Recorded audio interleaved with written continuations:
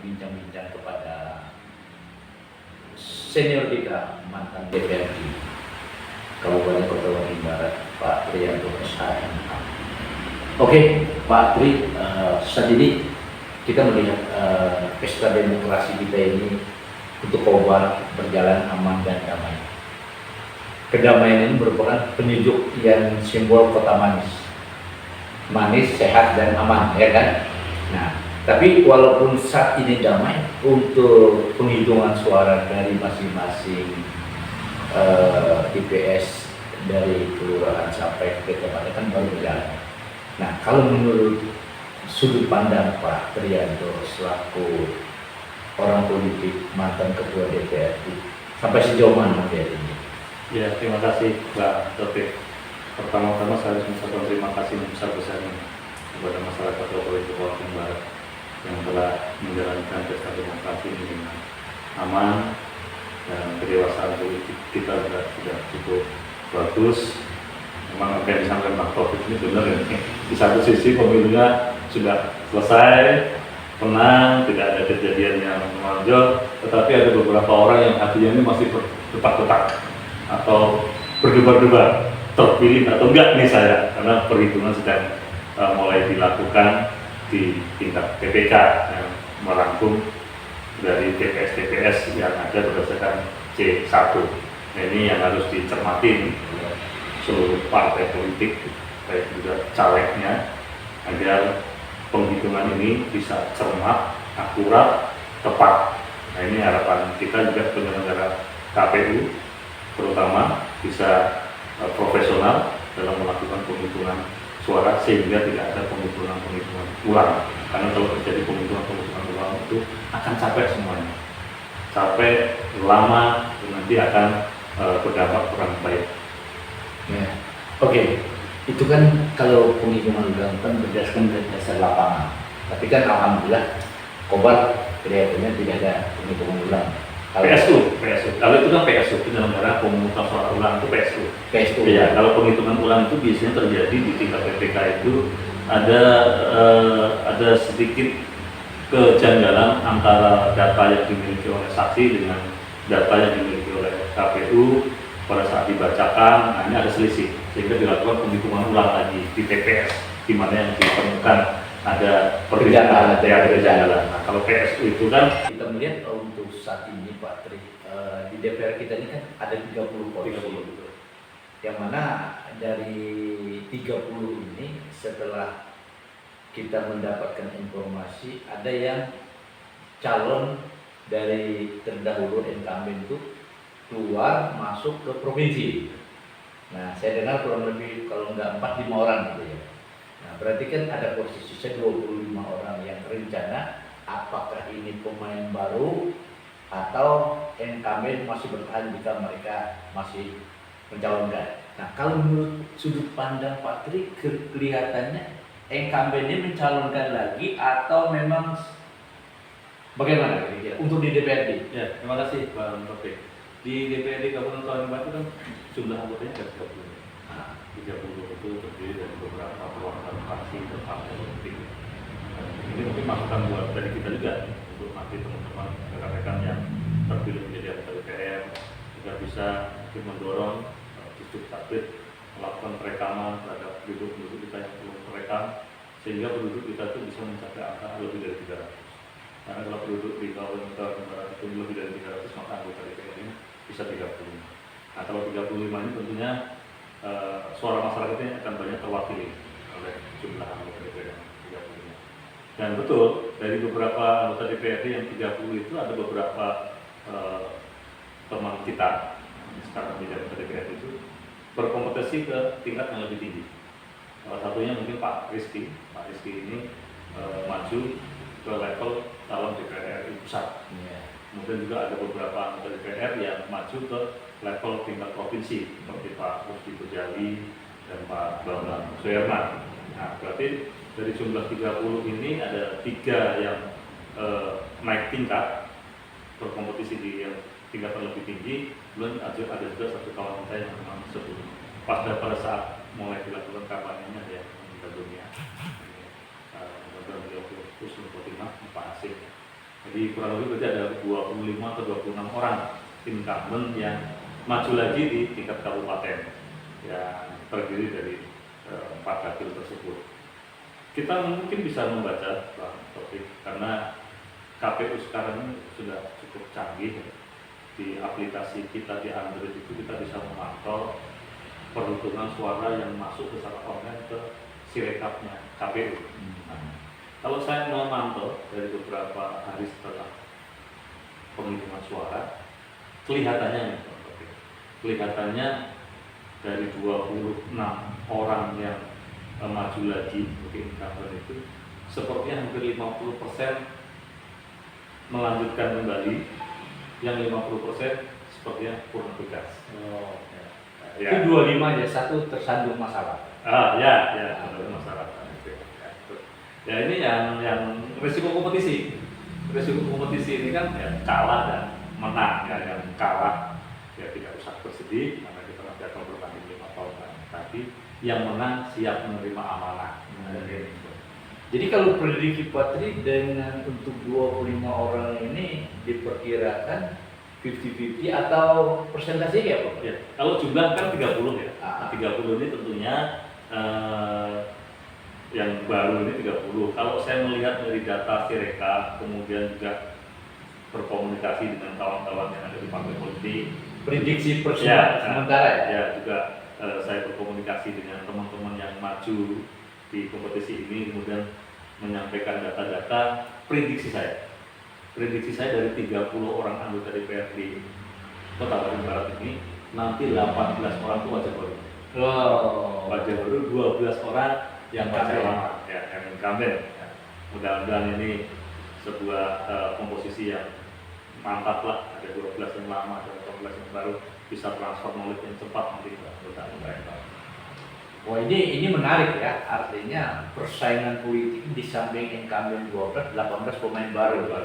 Nah, kalau kita melihat pemain baru Patri, kalau dari sudut pandang Patri kan untuk kuasa politik ini lumayan besar di sini. Kira-kira apakah ini kaum milenial atau memang kira-kira di atas milenial ya usia? Kalau saya melihat data-data yang masuk ke Sirekap KPU, kemudian juga data-data yang saya peroleh dari teman-teman ini, kebanyakan wajah-wajah baru ini anak-anak muda. Ya, anak-anak muda. Sesuai dengan yang dikeluarkan oleh salah satu pasar, memang bonus demografi kita itu kalau sekarang ini sampai dengan 2040 itu banyak anak muda. Bonus demografi kita. Jadi ini tergambar juga di susunan caleg yang ada di semua partai politik juga banyak anak muda. Dan tergambar juga dari data sementara ya, data sementara Sirekap dan data-data yang kita dapatkan itu, ini yang banyak nanti melenggang ke kantor parlemen Kota Bandung itu juga anak-anak muda. Nah, ini sesuatu yang luar biasa untuk anak-anak muda ini, kita kasih kesempatan lagi kepada mereka. Nah, kalau kita melihat Pak dari sudut pandang Pak sendiri, kalau kita melihat dari anak muda ini kan, walaupun mereka tidak berpengalaman duduk di DPR, tapi mereka berpengalaman dari SDM, sumber daya manusia betul. Karena yang saat ini kan kita melihat handal, cara inovasi untuk melihat perkembangan zaman bukan rahasia umum lagi, mereka sudah menguasai lah. Apalagi bidang-bidang digital. Betul. Nah, tapi kalau menurut Pak Tri, kita mengarah ke Kobar ya. Kobar ini kan perlu ada pemikir, pemodal, pelaksana. Ketiga-tiga ini merupakan kunci untuk membangun Kobar. Ada pemikirnya, ada pemodal, kalau pelaksana kerja kacau. Iya kan? Pelaksana tentunya pemerintah daerah lah ya. Artinya paling tidak pemodal anggaran. Anggaran memang betul-betul harus digodok. Bagaimana bisa mendapatkan anggaran yang maksimal? Kembali lagi kepada pelaksana. Komunikasi kan harus gitu. Nah, bagaimana kalau menurut Pak Tri, kan ada, saya sampaikan dari penjabaran ini kan ada 3 item: pemikir, pemodal, pelaksana. Pelaksana adalah di masing-masing kegiatan SKPD pelaksana. Pemodalnya bagaimana untuk mendapatkan pendapatan asli daerah. Pemikirnya desain perencanaan itu di antara eksekutif dengan legasi harus betul-betul seirama, baik dari Muslim Bank sampai ke tingkatan atas. Nah, kalau menurut sudut Anda Pak Tri dengan masuknya kaum milenial sampai sejauh mana? Mungkin saya sedikit mundur ke belakang ya, Iya. karena semua partai politik itu ada pengkaderan, ya. Ada pengkaderan, ada pendidikan kader, sehingga saya berharap para milenial yang kemudian maju sebagai calon anggota legislatif itu memang benar-benar calon yang sudah siap dari sisi kaderisasi di partai. Jadi kalau kader partai itu memang sudah disiapkan oleh partai untuk apakah itu ke eksekutif atau ke legislatif. Nah, tentunya pendidikan dari partai itu apabila ke eksekutif bagaimana sebagai pelaksana atau sebagai pemerintah daerah yang akan menjalankan. Kalau di legislatif bagaimana pendidikan itu menjadi pengawas, menjadi anggota legislatif yang menyusun anggaran dan menyusun peraturan yang nanti bersama-sama dengan pemerintah. Nah, tentunya ini mudah-mudahan ini sudah melalui screening yang bagus melalui partai politik, karena melihat dari jumlah yang terpilihnya anak muda, saya pikir juga partai politik sudah melakukan itu dengan baik. Nah, menjadi anggota DPR ini kan ada 3 fungsi yang melekat. Pertama adalah fungsi budgeting, yang kedua adalah fungsi controlling, pengawasan, yang ketiga adalah fungsi legislasi, yaitu membuat anggaran. Nah, dan begitu menjadi anggota DPR itu pemerintah menyiapkan bagaimana peningkatan kapasitas terhadap anggota DPR. Ada namanya fintech, ada peningkatan kapasitas anggota DPR, ini disediakan dan itu dijamin oleh undang-undang. Saya berharap dari komposisi nanti yang akan masuk menjadi anggota DPR itu, dengan yang tadi kita prediksi ada 12 yang lama, 18 yang wajah baru, ini ada transfer knowledge yang cukup cepat. Karena kita biasanya Bang Taufik, kalau di lapangan seolah-olah kita ini bersaing berkompetisi, tapi kalau sudah di DPR itu kita satu lembaga yang sama. Jadi ada keharusan kita untuk bisa transfer knowledge ke anggota-anggota yang baru, karena nanti pada saat pembahasan anggaran yang kita hadapi adalah pemerintah. Tentunya DPR juga tidak mau seluruh anggota DPR tidak menguasai itu. Nah, tapi di samping yang tadi saya jelaskan itu juga, secara undang-undang juga mereka diberikan kapasitas itu di pendidikan, fintech, pendidikan teknis dan lain-lain yang terkait dengan fungsi dan tugas anggota DPRD. Nah, ini saya berharap nanti teman-teman anggota DPRD ini harus gaspol. Kalau di 02 gasken, gaspol. Begitu mereka nanti dilatih, melakukan orientasi yang cukup terhadap tugas dan tanggung jawab anggota DPRD, melakukan komunikasi dengan anggota DPRD yang baru, yang lama, yang lama kemudian terpilih lagi, sehingga karena kita tidak bisa menunggu. Begitu jadi anggota DPRD dilantik pada bulan Agustus, kita sudah harus mempersiapkan pembahasan perubahan anggaran tahun 2024. Nah, jadi ini tentunya perlu gaspol dari anggota DPRD, tapi dengan gaspol tadi itu juga tidak merupakan pembahasan yang benar-benar mencermati, bukan hanya setuju saja, tapi bagaimana mencermati anggaran itu yang pro kepada rakyat. Ada manfaatnya. Betul, jadi nggak boleh juga sembarangan. Makanya dengan kita melihat latar belakang anggota DPRD yang baru ini, pendidikannya sudah cukup tinggi-tinggi Pak Taufik. Ada S1, S2. Ya kita berharap banyak terhadap teman-teman anggota DPRD yang terpilih yang baru. Nah, sedikit Pak, ini kan kesan yang selama ini dengan tanda kutip ya, artinya banyak orang di DPR kontrolnya kurang. Nah, apakah kontrol dari segi pembangunannya, apakah memang tidak menarik aspirasi masyarakatnya, atau bagaimana? Kalau menurut Pak Andri bagaimana? Ya, menjadi anggota DPRD ini kan sebagai pejabat negara yang representatif sebagai pejabat politik. Tentunya dalam kegiatan apapun selalu nempel nama politiknya. Ya, kita juga tidak bisa menyalahkan karena teman-teman ini 5 tahun lagi dia berkompetisi lagi. Tentunya bagaimana menjaga konstituennya yang selama ini memilih dia.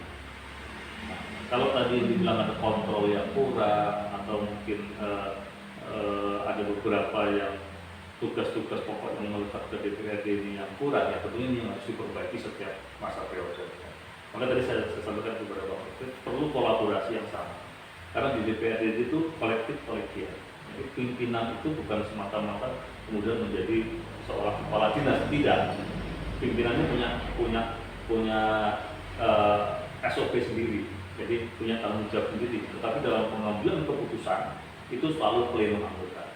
Sehingga dibutuhkan memang pemerataan ilmu yang cukup pada anggota-anggota DPRD itu untuk menutupi yang tadi Bang Taufik mungkin melihat ada kekurangan-kekurangan ini mungkin bisa ditutupi pada periode yang sekarang. Karena sekali lagi bahwa anggota DPRD itu adalah pejabat negara yang representatif adalah pejabat politik, melekat di situ jiwa politiknya. Jadi kalau pembahasan anggaran tentunya juga ada yang anggaran bersifat anggaran politik. Berarti itu bukan kebijakan kan?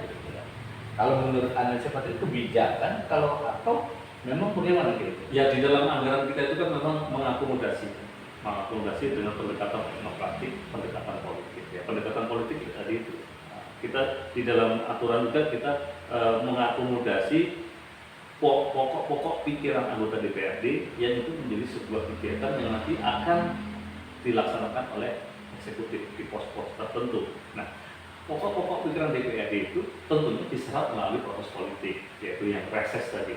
Reses adalah kegiatan yang wajib dan itu dijadwalkan. Tapi apabila kemudian dia menerima aspirasi masyarakat kemudian dituangkan menjadi sebuah kegiatan, itulah aspirasi yang bersifat pendekatan anggaran politik, karena mereka nanti akan kembali lagi di mana dia dipilih oleh masyarakat, di mana dia dapilnya, maka pokok-pokok pikiran itu biasanya akan disalurkan kepada daerah-daerah pemilihan, sehingga ada pemerataan seluruh daerah, karena di situ ada namanya dapil-dapil. Nah, dapil itu mengakomodir seluruh kecamatan, seluruh desa. Apakah itu nanti tidak bersentuhan dengan muslimbang? Muslimbang itu kan di dapil-dapil. Sekarang sudah mulai ada tertib, Bang Taufik ya. Jadi setiap anggota DPRD yang reses selalu didampingi oleh eksekutif. Nah, sehingga pokok-pokok pikiran yang disampaikan oleh anggota DPRD ini bisa langsung juga diserap oleh teman-teman di eksekutif. Nah, pada saat perpaduan antara program-program kegiatan yang akan dilaksanakan tahun yang akan datang yang dibahas sekarang, ini juga mengakomodir pokok-pokok pikiran anggota DPRD seluruh yang dia dapat dari reses atau kegiatan hari-hari. Nah, kemudian dipadukan dengan visi misi kepala daerah terpilih. Ini dipadukan, dan itu wajib pemerintah harus juga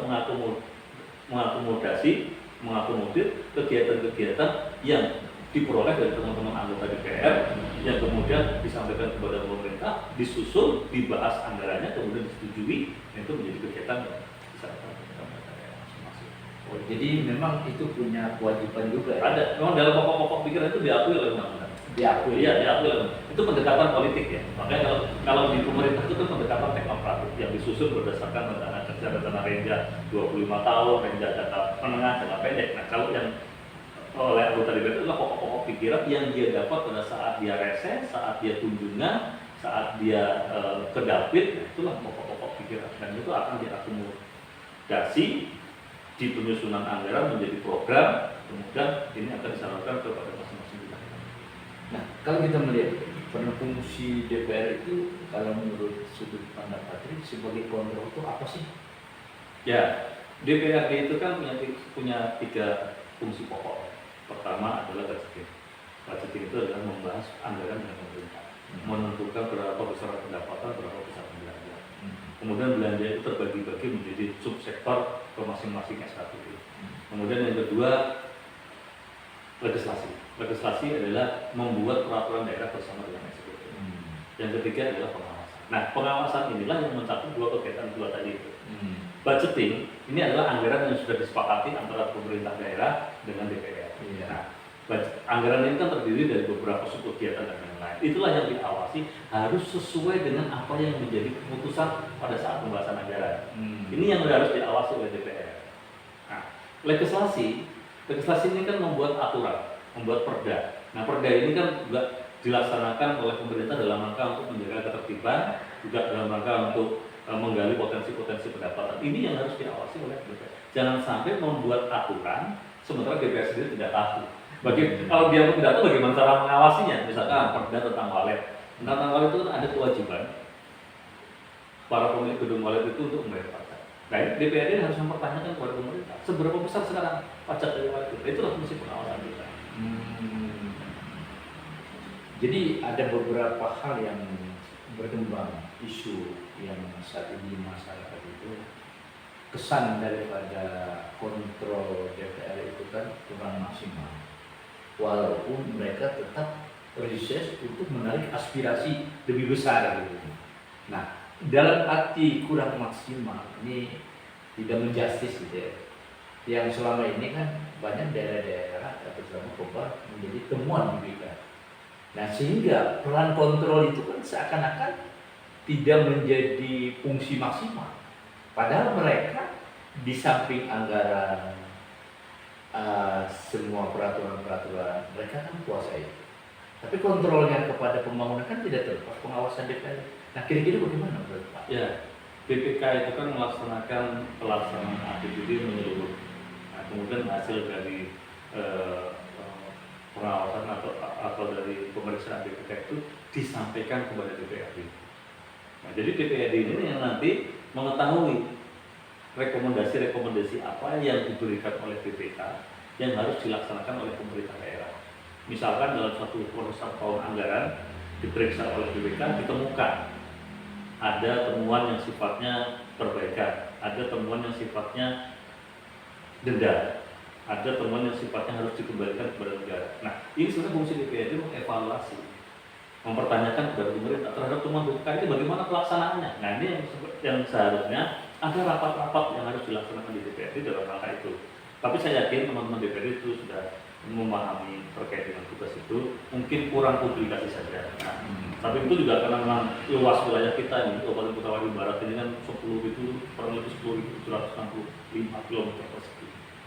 Ya, dengan jumlah desa yang juga sangat jauh, ya, mungkin saja karena memang jumlah anggota DPR kita masih cukup standar, ya, mungkin cuma 30, kalau saya bisa tambah 35, tentunya perwakilan-perwakilan kita ini bisa muncul dari beberapa kecamatan yang jauh di sana, mungkin ada perwakilan yang jadi anggota DPRD, dia bisa duduk sehingga dia bisa mengawasi. Nah, ya ini juga mungkin masukan buat teman-teman DPRD mungkin dalam menjadwalkan reses atau menjadwalkan kunjungan kerja ke kecamatan, nah, itu mungkin bisa diperbanyak sehingga mampu untuk mengawasi kontrol terhadap pelaksanaan APBD, juga bisa mampu untuk menyerap aspirasi masyarakat jauh lebih banyak. Saya pikir saya sepakat, ini mungkin kekurangan tapi yang harus kita perbaiki ke depan. Oke. Demikian kebijakan sekilas kepada Pak Tri untuk mantan Ketua DPRD yang mana beliau ini cukup jam terbangnya untuk berpolitik di Kabupaten Kota ini.